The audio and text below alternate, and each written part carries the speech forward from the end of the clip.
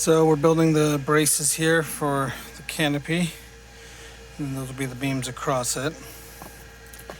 When this is done drying, I'm gonna sand it down and stain the trim as well as the canopy, same color as the deck and roof. We also got this cross beam here. We're gonna leave that to dry. It's screwed in, but I just want to let it dry anyway. Once that's up, we can start putting on the roof slats, which are right over here. Building the frame and canopy on this was something I actually almost skipped entirely. I didn't want to do it. I felt it was unnecessary and that I either wouldn't use it or look stupid or something. But it turned out to be one of my favorite parts of the whole build. I don't mean necessarily in how it looked or the end result, but just the actual process of building it was one of my favorite parts there. In the future, I have some other ideas I've been coming up with for this doghouse, and one of them will probably be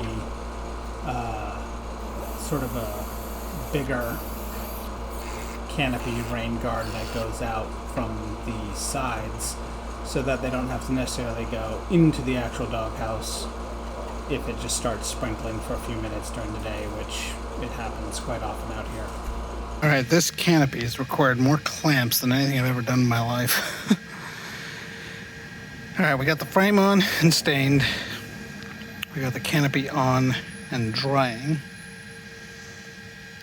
And we have the roof support on and drying. I'd really like to get that roof on there today. We'll see if I have enough time.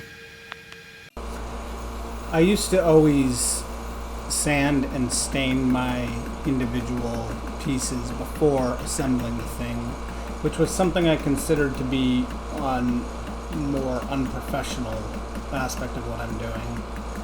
And so in the last couple things I've been making, I've been trying not to do that and doing the finishing work at the finish. But on this particular piece, it was actually quite a pain to get into all those cracks and crevices without, once it was already assembled. And I kind of wished I had done it my less professional way this time. All right. I'm going to obviously primer and paint over that those little blotches that got out of there, but that's all going to be white. But canopy is finished and stained, and let's let it kind of soak in for a little bit before we wipe it down again. Looks like shit right now, but in my head it's looking a lot better in my head. It's getting dark here, but I'm gonna pack up and bring it in for the night. Like I said, up on this canopy here, I'm gonna get a big potted plant potter, and I'm gonna put mosquito repelling, dog safe plants in that. I don't totally know what that is yet. I'm pretty sure lemongrass is one of them.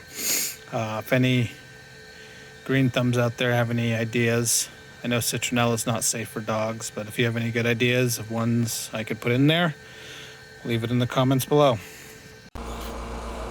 While building the frame, I kept worrying about the time when I came to put the roof panels on. The frame didn't seem weak by any means, but it seemed not perfectly level and straight, and I would plane it down and sand it and try and get things better, but even by the time I was done and ready for the roof, I was still worried about it.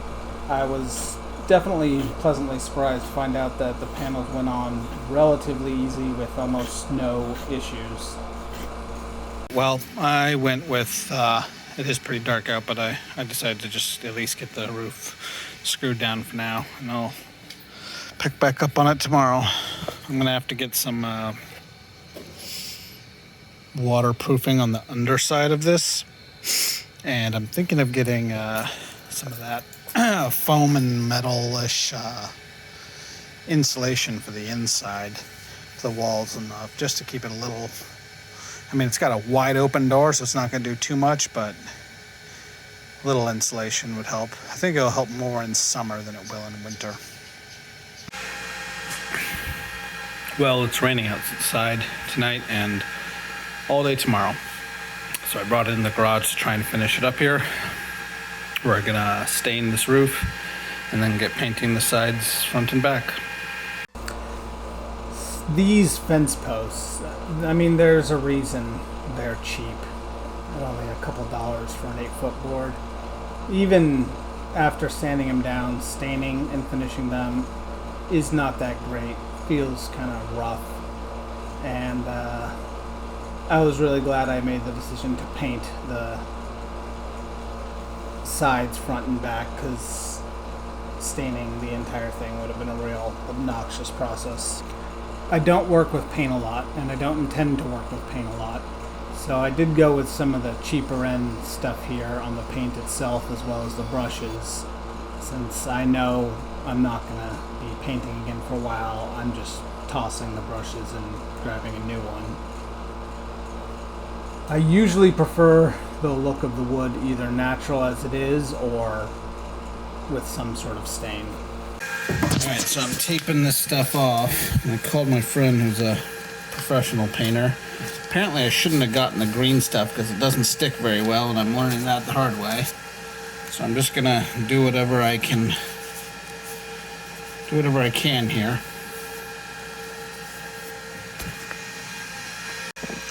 Well, we got the first coat on the front done, and some of those spots where the stain went over onto the front where it shouldn't have were real dark showing through, so I think I'm gonna have to put quite a few layers on here.